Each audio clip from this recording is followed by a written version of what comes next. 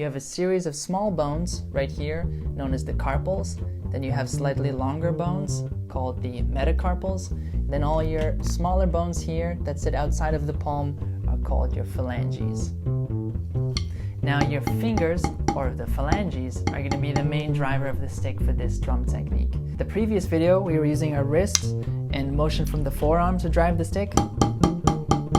And here, we're going to shift into that smaller gear, the fingers, which is going to allow us to use a lot of speed, but we won't get quite as much power as the wrist and forearm from the previous technique.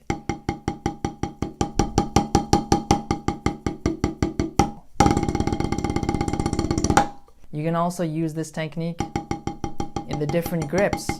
You can train yourself to use that from French grip and into German and get used to being able to pull those fingers in the different positions. For this technique, it's also fine if you decide to engage that index finger. Now the left hand, you have two different ways to move the stick here with the fingers. You can use either just your thumb, like that, and you can either keep your fingers away from the stick, or if these bottom two are in, that's fine. And the other version is to use these top two fingers like this as a way to almost pull the stick in. So you have your thumb as a way to move the stick, or the index and middle finger. Now one thing to watch out for when using this technique in a single stroke roll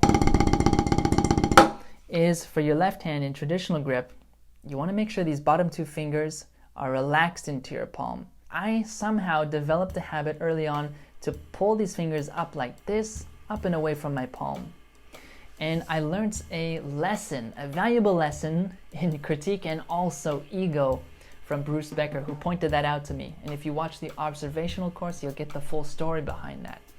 But I just wanted to point it out to you here as well. Make sure those bottom two fingers are just relaxing into your palm when you're using at least this finger technique with those top two fingers.